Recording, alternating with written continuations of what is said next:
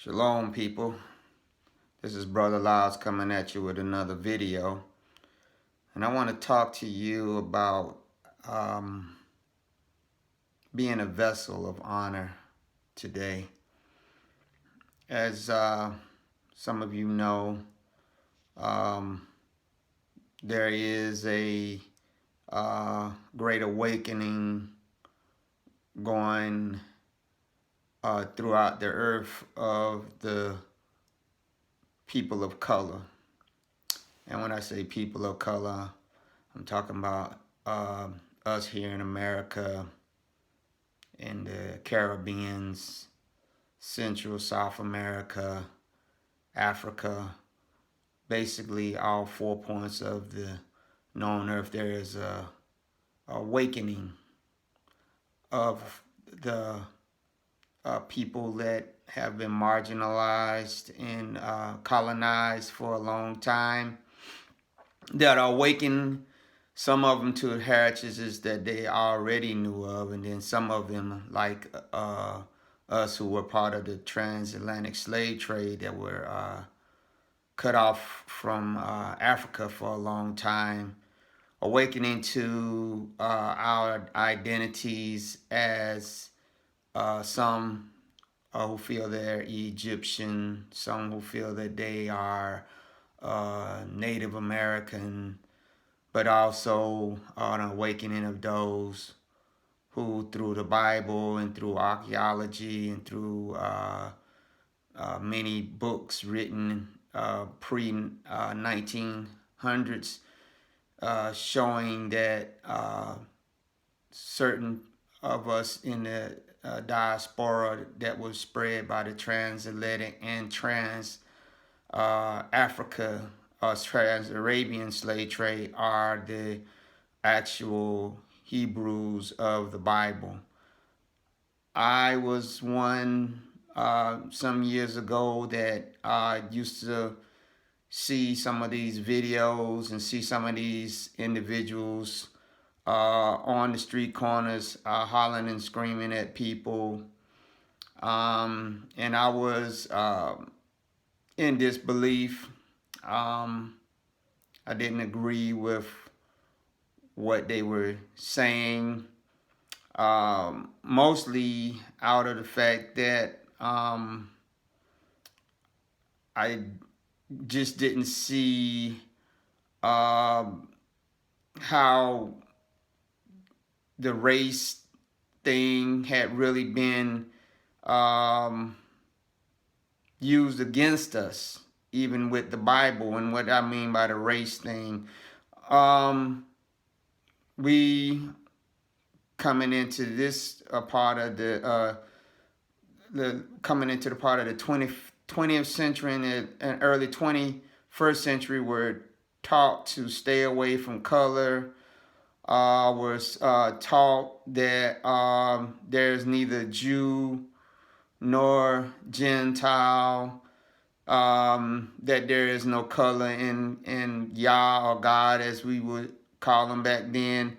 And we was encouraged not to even go down the route when it came to what was the color of the people in the Bible, what was the color of Yeshua or Jesus, what was the color of God or Yahuwah, what was the color of the angelic. We were just taught to go basically what we have been going with since we have been brought here on the transatlantic slave trade, that what you see in front of you is what you get, and that wasn't important as long as your name was written in the Lamb's Book of Life, as we was taught. So a lot of this stuff was right in front of us, but because of the mass deception and because of us being a very fearful people, and we are very fearful people out there, over 400 some years of being brutalized and having hope snatched out of you,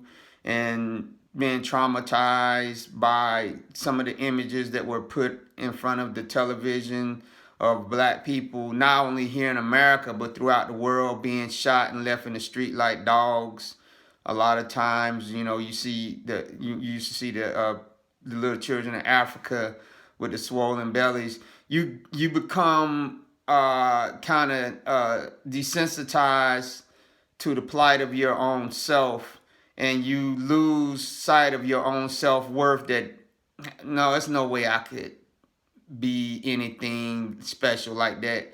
It has to be the people over there that say that they are, even though a lot of time when you would read the Bible, you would kind of get the idea that the people over there in the Bible days had to be a little bit darker, but you would only dwell on that for a little bit. You would say, yeah, well, yeah, it was people of color in the Bible, but they were the Hamites. They were the mean and evil people that Yah had to send the Hebrews or the Jews over there to chase out, and not the Egyptians. Now we were taught the Egyptians were what they looked like in the Moses movies that we seen, even though you looked at the hieroglyphics and you looked at the statues and said, well, man, it can't be. Maybe there was just a few of them that was black, but the rest of them were white. I mean, just the ridiculousness of all this stuff that been pushed on us for so long. It kind of makes you laugh that you actually seen this stuff. And I went to school. I mean, I got a degree, a bachelor's degree, and one of the courses that I took was the Bible. And before that, I was a preacher. I was a pastor. I studied. I had a lot of resource materials, and I had the veil over my face like many other black people. Now, that wasn't to say that I didn't hear black people bring out evidence, but I always thought that they were being radical. I always thought that it was, maybe embellishing some of the things that the Bible says. So I never really took the time to go and study really what was being said. And then when the Black Hebrew Israelite things came out on the early social media sites like YouTube and other platforms, I was like, now this just galvanized my thought that this is a false teaching. Not to say that the people that's out there screaming and hollering on the corners don't have some false things that they're saying, but the basic premise that we are the people, after just researching it for myself over a period of years, because it didn't come to me right away, but I say about after 2 years of studying it, and now really going on 3 years, I really cannot see how I've been deceived as long as I have, and not seeing this in the Bible a long time ago. Even having being able to parse Greek, having lexicons, and having Strong's concordances and all this stuff, and even knowing, things dealing with Solomon and David, and that I didn't see this a long time ago. But that just goes to the fact that we as people of color have been asleep for a long time. We have not been the vessels of honor that the Most High Yah created us to be, which is what I want to briefly talk about tonight, about being a vessel of honor. In my life, it's been a lot of times that I set out to do things for the Most High, or God as I called him back then, and I can't sit here and say that every time that I started out that I quote unquote succeeded in what I set out in my mind, as I thought I seen it from Yah or God, that I did succeed. It was a lot of times that I fell flat on my face, and me and my wife, we came into this thing of Christianity, Western Christianity, around the early kind of, well, not early, probably about yeah, probably about the mid 80s. Um, uh, just as the thing with Jim Baker and all that stuff was kind of dying down a little bit, and Christian television was still kind of going strong. And the black church was really getting in to the prosperity thing, and the Pentecostal churches were spreading the speaking in tongues and all these kind of things that me and my wife got caught up, and we really, really wanted to serve the Most High, Yah, and be vessels of honor. But a lot of the places that the Most High, Yah, where we ended up, and I can't really say I'm saying that it was him, but we know the Bible said that all things work together for the good of those that are called according to Yah, and are called according to His purpose. I kind of totally destroyed that scripture, but you know what I'm saying. I can't say or not say that it was his will that we ended up in some of the places that we ended up. We kind of was schooled in that you go somewhere, and if it's not perfect, if it's perfect when you get there, it won't be perfect. Therefore, you got to stay there. And I would say the early part of our Christian life was really, we was in some really messed up, screwed up places, and that rubbed off on us. We, crashed and burned, and had a lot of ups and downs, and kind of drifted around, and flopped and flubbed and all this stuff. And, without going into all the messy details, just came to the understanding that this thing called Christianity, that something was terribly wrong with it. You know what I mean?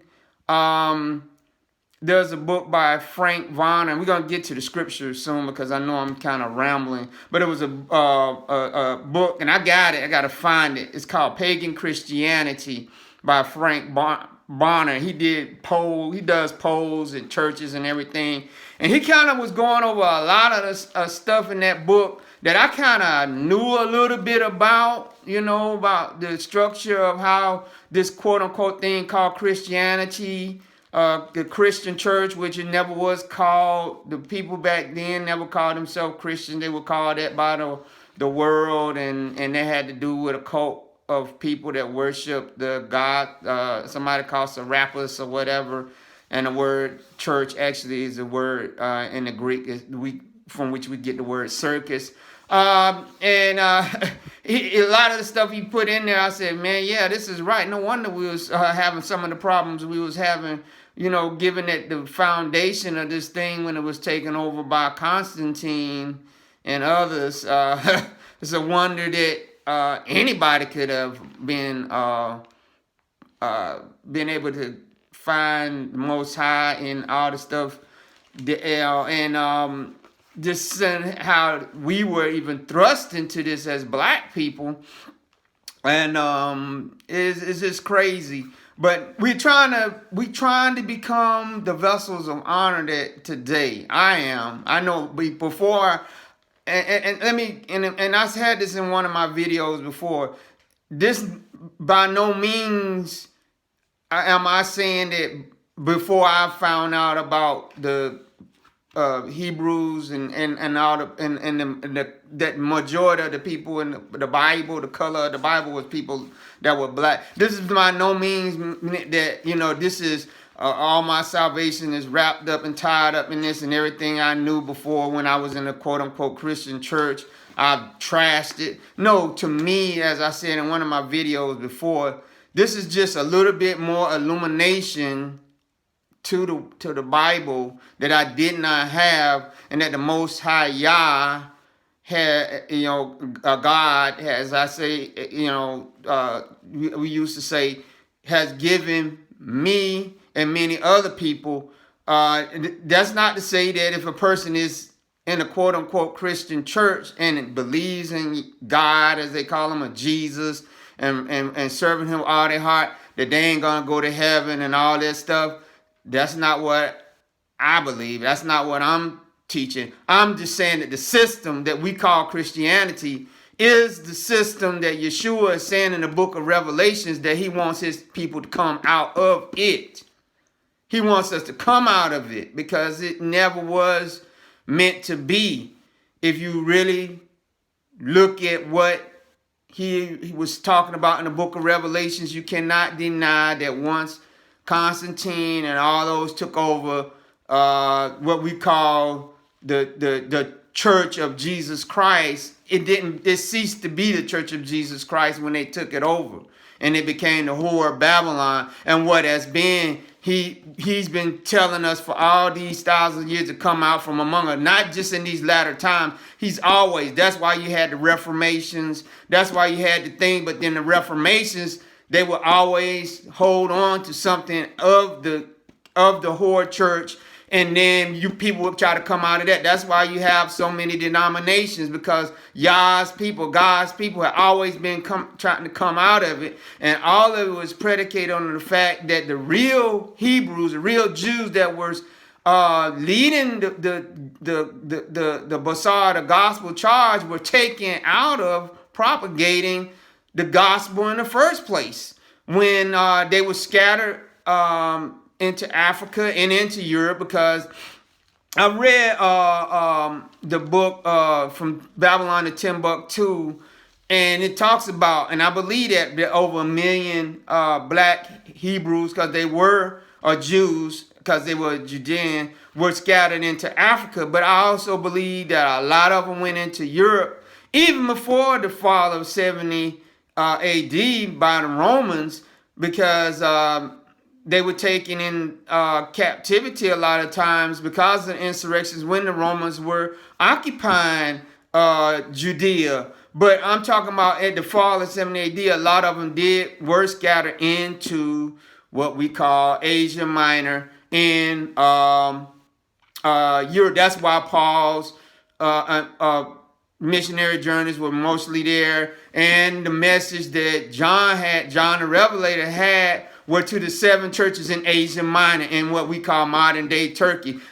Those congregations of those people were mostly black, what we call black Jews. But because there was no color thing back then, they didn't differentiate if you was a white proselyte Jew or the original black Jews, because they was an occupied people. That was never an issue until we came into slavery. And we know that some of the Europeans knew who we were, and even before they came, the Arabs, the black Arabs, and some of the Portuguese, they knew who we are. They knew who we are. What I'm saying to you. You can find 1,000 different channels saying the same thing that I'm saying, backing it up. So I will not go into detail. If you want to find out more about that, you can do just like I said. You can go on YouTube and find a lot of this. So I won't waste your time. You know the scriptures that, show it. There's tons of research out there that's non-biblical, that's historical and archaeological. The main point that I want to put out in this video is that Yah wants us, whether you call yourself a black Christian or black Hebrew or whatever, he wants us to become vessels of honor again. Now, I believe that all this stuff that's going on in the world is going to put the spotlight back on us people of color here in America, because America was where the media giants are at. And I believe the book of Isaiah that said that the Judeans, which we know that a lot of them were shipped into the transatlantic slave trade. Most of them were shipped to Brazil, but the ones that were shipped here, which was a small percentage, I'm descendant of one of them. Not totally all of them, but a lot of them were of the tribe of Judah, he said that Judah would be an ensign or the flag for the rest of the nations. And the prophecy in the book of Genesis that Jacob gave said that one day Judah, the lion, right here, would rouse up, and to him will his brothers be gathered too. And you can see that in Africa, where a lot of them say they watch what we do. Not just them, everybody in the world watch what we do, but we're doing a lot of negative stuff today. And Yah is trying to get him vessels of honor. So let me go straight to the scripture, because the point I'm trying to make is Yah wants us to be those vessels of honor again and again. Like I said, if you want to know about who we are, you can go to YouTube. You're gonna have to sift through it. You're gonna have to pray about it. You're gonna have to cry about it. You're gonna have to get mad about it. You're gonna go through all the emotions that me and my wife went through to get to that conclusion. I can't tell you, you better believe right now. I would just tell you, begin your journey right now. It will be very enlightening. It will be very helpful to you. You're going to have to eat the meat and throw away the bones. Some of the stuff that they teaching out there in the camps, just like in the church, you can't consume it. You got to spit it out. But I'm telling you, it's a lot of truth in what they're saying. And it's not a informational only thing. It is to empower you to get yourself in a state of repentance to become what Yah wants us to be, those vessels of honor, because Romans said he's waiting for the manifestations of the sons of Yah, both Hebrew and those that have been grafted in, because we all have been grafted into the olive tree, but we have been regrafted in.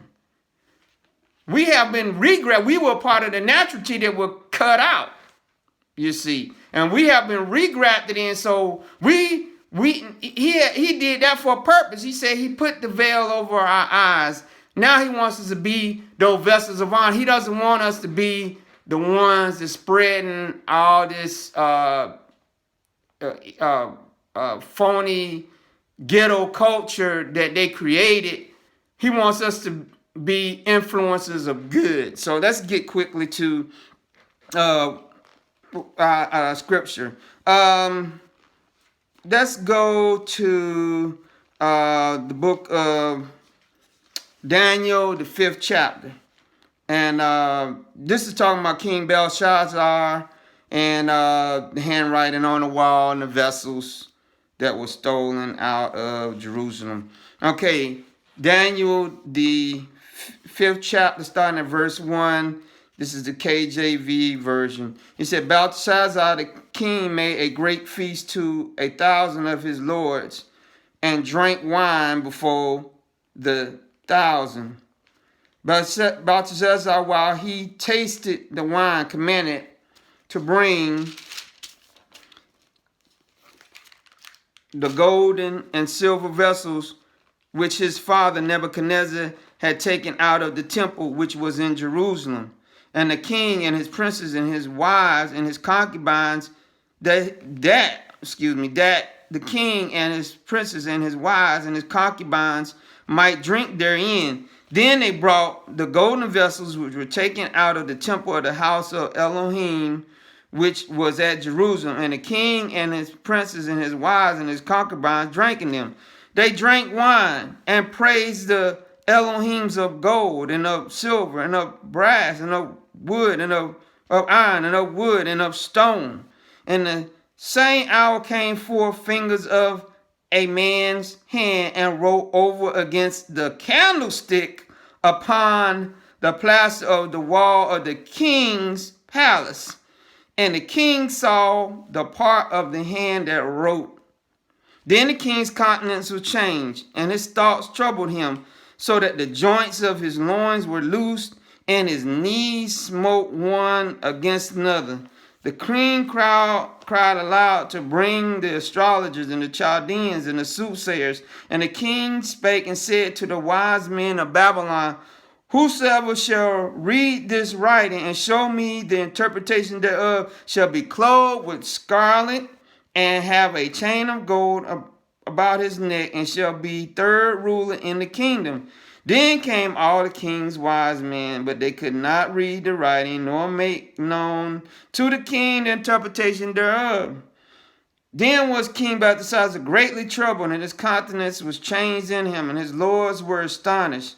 Now the queen, by reason of the words of the king and his lords, came unto the banquet house. And the queen spake and said, O king, live forever. Let not thy thoughts trouble thee, nor let thy countenance be changed. There is a man in thy kingdom in whom is the spirit of the holy Elohims. And in the days of thy father, light and understanding and wisdom, like the wisdom of the Elohims, was found in him, whom the king Nebuchadnezzar thy father, the king, I say, thy father, made master of the magicians, astrologers, Chaldeans, and soothsayers. For as much as an excellent ruach in knowledge and understanding, interpreting of dreams and showing of hard sentences and dissolving of doubts, were found in the same Daniel, whom the king named Belteshazzar. Now let Daniel be called, and he will show the interpretation. Then was Daniel brought in before the king, and the king spake and said unto Daniel, Art thou that Daniel which art of the children of the captivity of Judah, whom the king my father brought out of Jewry? I have even heard of thee, that the spirit of the Elohims is in thee, and that light and understanding and excellent wisdom is found in thee. And now the wise men, the astrologers, have been brought in before me, that they should read this writing and make known unto me the interpretation thereof, but they could not show the interpretation of the thing. And I have heard of thee that thou canst make interpretations and dissolve doubts. Now, if thou can read the writing and make known to me the interpretation thereof, thou shalt be clothed with scarlet and have a chain of gold about thy neck, and shall be the third ruler in the kingdom.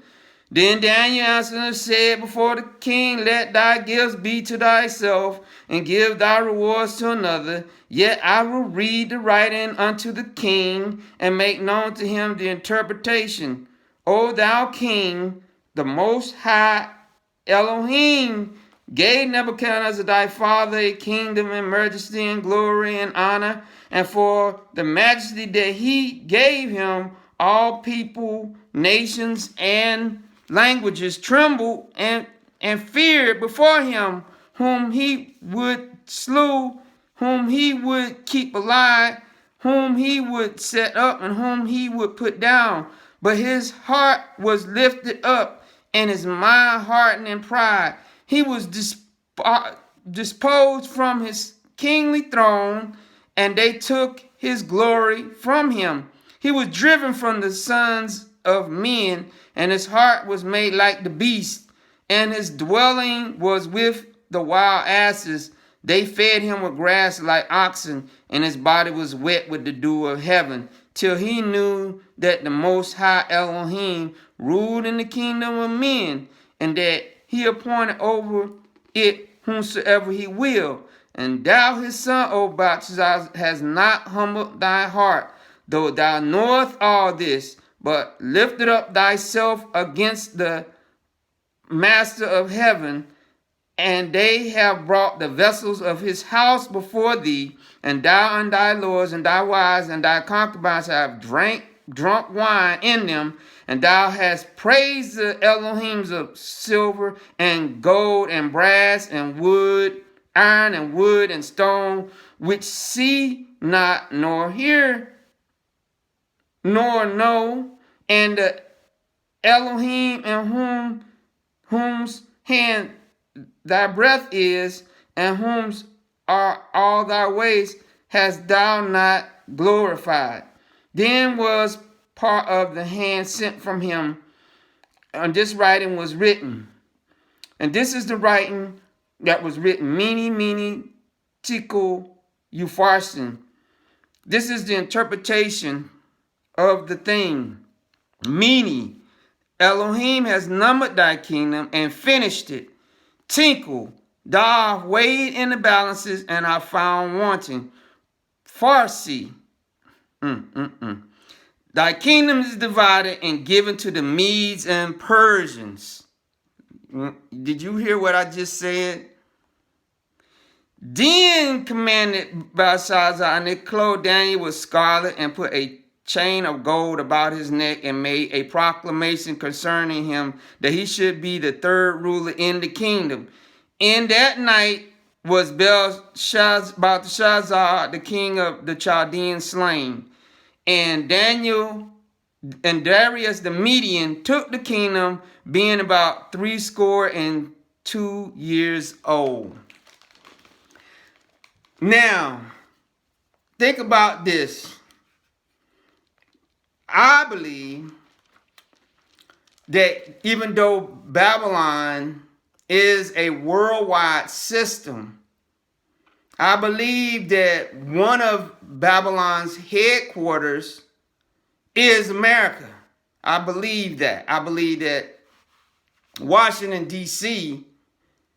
is at most the military branch of the Babylonian system in this world. I believe the religious system is in Rome. I believe the commercial system is divided between New York and the city of London. But overall, I think everything emanates for right now out of America. I really believe that. I believe that just like these vessels that were taken out of the temple after Jerusalem fell. And it's funny, this was prophesied to Hezekiah that the Babylonians were going to take everything and take it back to Babylon and use it. Let's find it before I go any further in my explanation of what I believe, talking about the vessels of honor and what the vessels of honor are today. Okay, let's go quickly to the book of 2 Kings, the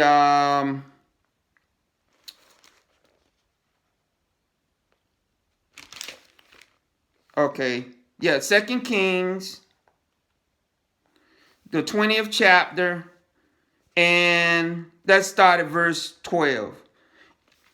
2 Kings 20:12. He said, at that time, Baladan, the son of Baladan, king of Babylon, sent letters and a present unto Hezekiah, for he had heard that Hezekiah had been sick. Now, this is when Hezekiah had cried out to the Most High Yah to not let him die, and how the Most High Yah added 15 years to Hezekiah's life by turning the sundial back 15 degrees, and apparently it caused an astrological event because the Babylonians were into astrology and stargazing, and this king sent emissaries to Israel to see what had gone on, and he had,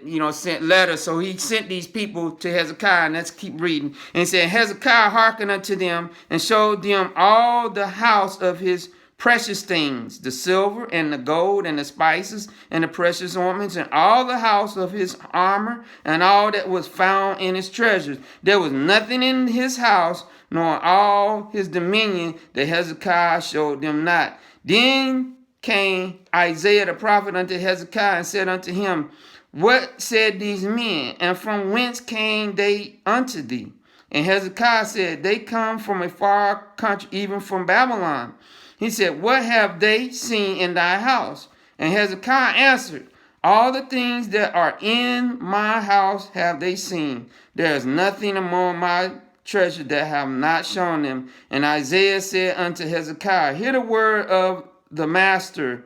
Behold, the days come that all that is in thy house and that which thy fathers have laid up in store unto this day shall be carried into Babylon. Nothing shall be left, saith the master.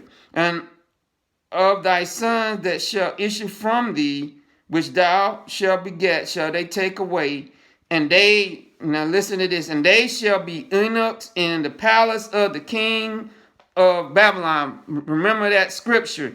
Then said Hezekiah unto Isaiah, good is the word of the master which thou hast spoken. And he said, it is not good if peace and truth be, is it not good that if peace and truth be in my days? Now, surely, yeah, we see where he was talking about the actual vessels of silver and gold. But what you got to understand that the Most High Yah said, or at least at that time, that we were his vessels of honor. And notice what Isaiah said about his children that issued forth from his loins. He said they would carry them back also. So, although I'm looking at the fact that they actually took the vessels out of the house of Most High Yah, the temple, but the vessels, the people, were taken also. And while they were in Babylon, just like Hezekiah took, just like Belteshazzar took the vessels and defiled them and drank wine out of them and parted with them, I want to say that is what has happened to us as the people of the Most High Yah while we have been in all these captivities, but particularly this one here in America. We who were the vessels of the Most High Yah, because we first and foremost denied his son Yeshua when he came and wanted to be our king, and we denied him and instead wanted a murderer. Most High Yah allowed the fall of Jerusalem in 70 AD and allowed the kingdom of Judah, because the other 10 tribes we know had already been scattered hundreds of years before that. But he allowed the nation of Judah that had came out of Babylon the first time, when they came back in the land and they fell back into sin, they brought back teachings that they had learned as being vessels of dishonor while they were in Babylon. They brought some of the teachings and they created this thing called the Kabbalah. They teach all this stuff that when Yeshua came, he preached against. He was not preaching against the law. He was preaching against the mixture of the law and the teachings of Babylon. If you go back and read his writings, you will see where he said that the Pharisees and Sadducees have made the word of Yah of non-effect with their traditions of men and folklore that they had brought out of Babylon, because Babylon was a mixture of different religions and gods and peoples. And because when he sent the tribe of Judah and the Levites and Benjamin into captivity, they brought some of those teachings back into the land with them. And they developed into what they call Judaism, that when Yeshua came, he said he wanted to take that yoke, not of the law, but of the laws that they had added to the Torah that they were putting on top of the people. He said he came to do away and get them back to pure Torah. Because if you go back and read the what we call the Old Testament, this is what Yeshua preached out of. This is what he taught out of. There was no New Testament when Yeshua was going around teaching. There was no New Testament when Paul or Shaul and all them was going around teaching. It was only what we call the quote-unquote Old Testament. But what had happened, those vessels of honor that were taken into captivity into Babylon were used in an unpure and sensual and decrepit way, disrespectful of the Most High Yah.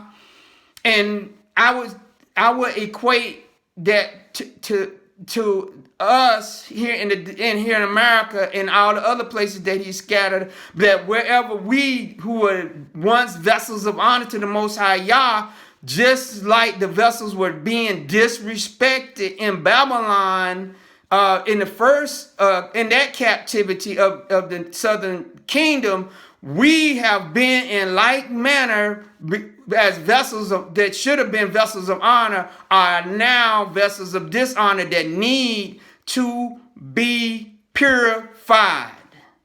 We need to be purified so that we can be vessels of honor again. And notice, and it was one of the things that I noticed, and this is the first time that I noticed it, when you look in Daniel, the 5th chapter, that verse 5, he talked about the candlestick. So apparently the menorah, they had brought the menorah in there too. They had the menorah up against the wall. This is the thing that was lit. This is, and if you go to look at the book of Revelations, it's not one 7 different candlesticks sitting on row. It's the menorah. It is the menorah. So the churches, the word is not church, it's assemblies. He's talking about the nation of Israel. The 7 candlesticks is seven lights on an individual light, but it's one candlestick. In the book of Revelation, he's talking about the nation of Israel.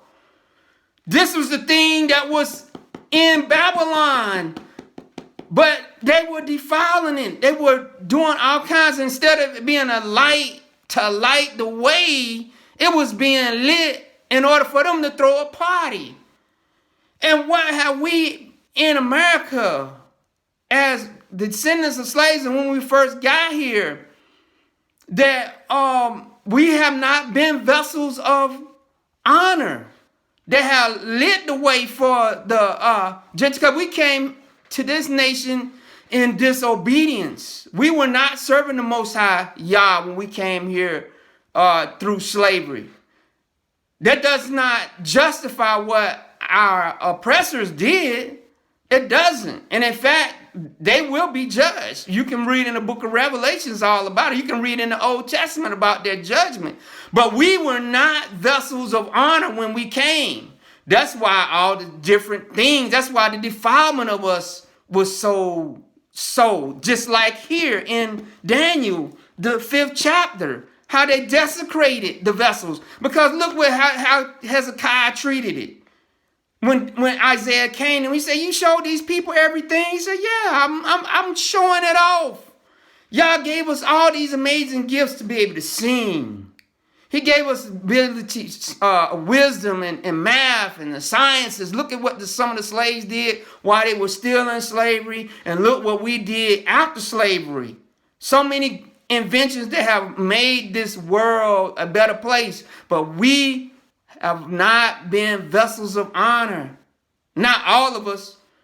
If he wants worldwide. Remember that Babylon is a worldwide thing. So I'm just talking about what I know from here in America, what we have seen. You can even think about in slavery. When our people, even with that slave Bible now, and I would tell you to go read or look at some of the videos they talk about the slave Bible. Now I used to hear about the slave Bible, but apparently it was even deeper than what I thought it was when I found out that they only had 33 books in there. They took the Psalms out, they took Revelations out, they took a bunch of verses and stuff out, and it kind of makes you wonder how we even came to not came, because some people did have a knowledge of Yeshua before they got on those slave ships, but overall I'm talking about they mostly took children that were cut off from their parents, that when they got to Americas that they didn't have knowledge of anything. So it was just amazing that they was able to reconnect to, even with the slave Bible being cut short, they was able to reconnect to some of them things and somewhat try to get us back into a pattern of trying to become vessels of honor. And I'm saying to you that the Most High Yah wants us totally to be, as a people, to be a vessel of honor. Think about the book of Revelations. What does the horror of Revelation, which is the false church, which is after the Yahudim, the Hebrews were kicked out of what we call the Christian church, when Constantine them took over it and Romanized it and everything. That the whore, that is what you call Christianity today. That cup that she is drinking out in the book of Revelations, of all the defilement and everything. That cup is us. That cup is full of all the drugs of everything. That's what the Most High Yah had allowed us to degrade down to. But the Most High Yah, he said she had a golden cup full of all the abominations and all this stuff. And if you look at what the Roman Catholic Church did, or the Romans did when they destroyed Jerusalem, saying they took a lot of the gold and the silver and stuff back to Europe. They did. It's a lot of it is still there, just like the Babylon did.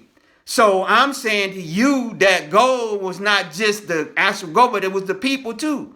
Because we know that the Moors ruled over Europe for over 600 years. But not all the black Moors were Ishmaelites. Some of them were black Hebrews that were those vessels of gold. That's why if you go back and look at a lot of the coat of the arms, and you can see all this stuff on YouTube. It's in history. It's not no hidden stuff that you gotta join the Masons and the Illuminati to find out. It's out there.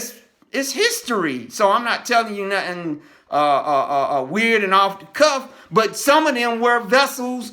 Y'all wanted to be as vessels of honor, but being cast out of the land again into the Babylonian system throughout the world, again becoming vessels that were not used in the right way. Yah wants us as the people who are waking up. Not that we wasn't woke before, but because this is just a little bit more understanding of who we are in order for us to repent and get back to being the people that he wants us to be. He wants us to be those vessels of honor again. And to prove that point, let's go to the book of 2 Timothy,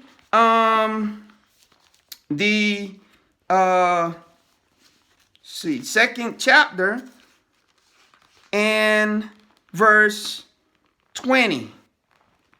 2 Timothy, the second chapter, verse 20 said, "But in a great house there are not only vessels of gold and of silver, but also of wood and of earth, and some to honor and some to dishonor. If a man therefore purge himself from these, he shall be a vessel unto honor, sanctified and meet for the master's use, and prepared unto every good work. Flee also youthful lust, but follow righteousness, faith, charity, peace, with them that call on the master out of a pure heart." Okay, so what we see here, what does this mean to us? We know that we have been officially here in this land for 400 years in August of this year. Officially, we know that, first slaves were not just brought here in 1619. The Spanish, Portuguese had brought slaves into what they call the New World before that. And we know that, but I'm talking about officially with the English colonists, officially 1619. We want to concentrate on that. We don't believe that we're going to be released in 1619 or whatever like that. I just believe that is a marking point, that just as Belteshazzar was partying and defiling the vessels of the house of Yah, which is not just the vessels, but the people there that were in captivity, the Yahudim, the Jews, that we that are here in Babylon that have been defiled and now are defiling ourselves, we need to become the vessels of honor that the Most High Yah wants us to be. And because look what happened with Daniel. When Daniel came to the king, he said, the Most High Yah has said enough is enough. The handwriting is on the wall for you, Belteshazzar. He said, your kingdom has been numbered and is finished. He said, has been weighed and found wanting. And Farsi. Now, if you know anything about Farsi, Farsi is the language that they speak in Iran. And he said, look what he said here. He said, thy kingdom is divided and given to the hands of the Mede and the Persians. What is one of the number one enemies of America today? It is the Iranians. And we know that them and the Russians have aimed to overthrow the West. We know that the power, and even the people in the industrial corporations know that. That's why they're moving the headquarters, a lot of their corporations, to China. They know that the dragon that is spoken of Revelations is moving to the east. The power is leaving from the west and going back to the east. That's why China it has this pact with Iran and Russia. And that's why this nation is still borrowing money from China. Why would they do that? Why do these corporations, if they love America and all this stuff, why would they do that? Because they know that this kingdom, or at least this part of the Babylonian Empire, has been weighed and has been found wanting, and that somehow, some way, the Persian, Russian, and Chinese coalition is going to overthrow it, just like Daniel said, and that the vessels that they had dishonored us as black people, they don't even want us to have the conversation about 400 years of us even getting an acknowledgement that they would even think about reparations. They don't want us to have that conversation. They don't. Neither did Belshazzar, until he understood that, oh, you know what, maybe I can get some kind of favor by telling Daniel I'm going to make him third in command. And think about this. We are getting ready to head into this election season, and there is not any black candidate or anybody that I know of that is on the ticket. But I would say this to any black person that would put themselves forward to want to be ruler over this thing called America when you know it's getting ready to fall. I wouldn't want to have any parts of it, because look what happened to Belshazzar. He said he was killed in that night. This is what Hitler did when he knew that the Third Reich was getting ready to fall. And some people don't believe that Hitler actually died in his bunker. Some people believe he escaped to South America, and it could be true. I don't know. But I know that he appointed Admiral Durning as the commander of the Third Reich, so that all the responsibility for everything that happened fell on him. And if I was him, I wouldn't have took it. I would have got in my little car or whatever. I would have headed to I probably would have headed to the American front. I wouldn't have gone to the Russian front. Well, either way, he was going to die anyway. But at least I wouldn't have took the responsibility. I would have said, I'm just a regular old general or admiral, whatever he was. I wouldn't have took that, because once he took that, he sealed his fate that he was going to be hung, because everything that happened was put on him. So I would say that anything, and a lot of people say, well, you don't know, it could be another 20, 30 years. It could be. I don't know. I myself, I really don't believe. I might not even live to see August of this year. I might not see August of next year, or I might not see tomorrow. But I do believe that if we are putting ourselves in these positions of a sinking ship, I just don't think it's wise. I'm not saying that we all gonna trot off to Africa, because I don't believe that Africa is the answer for us with all the problems that we're having. Our deliverance can only be through the Most High, Yah sending his son Yeshua back. That's what I believe, because understand, once Persia took over, then we know that King Darius is the one that allowed the Yahudim to go back to Jerusalem and to rebuild it. So we know that when these Babylonian systems, where we are located at, not just in America, because there was more slaves taken in Brazil than America, but when these systems start falling down, there's only one place for the Hebrews, because I believe that there were black Egyptians that were taken as slaves. You can read that in the book of Isaiah. I believe there was black Assyrians that were kicked out of their land. You can find some of them still in the Fertile Crescent. I believe that there were black the Edomites who was a brother to Jacob. They were kicked out. The black Ishmaelites, which you can find a lot of them over in the Middle East, the Yemenis people and all these things. For the most part, it seems like what the Most High Yah did was kick most of the dark races out of their own land because they were so heavily into worshiping other Elohims, and they was not enjoying the land that the Most High Yah had put them. For heaven's sake, the majority of what we call the Garden of Eden was located in what we call the Middle East and Africa. And it was still fertile. That's why they called it the Fertile Crescent, but it's a desert area. Why? It became desert because they were doing so much devilment. The Most High Yah said, I'm going to kick you out and give the land to someone else. That's why the prophecy of Noah said the tents of Shem would be possessed by Japhet. And Japhet has all that. He has all that. But now the Most High Yah said it's time to come back. If you want to be vessels of honor, again, you got to get yourself pure. We got to get ourselves pure. We got to come out of this system. And unfortunately, the only way the Most High Yah a lot of times can do that is through a lot of pain and suffering. If we don't do it willingly, he will bring a lot of pain and suffering. Right now, we have a lot of traumatic things that's happening to us. We have family situations.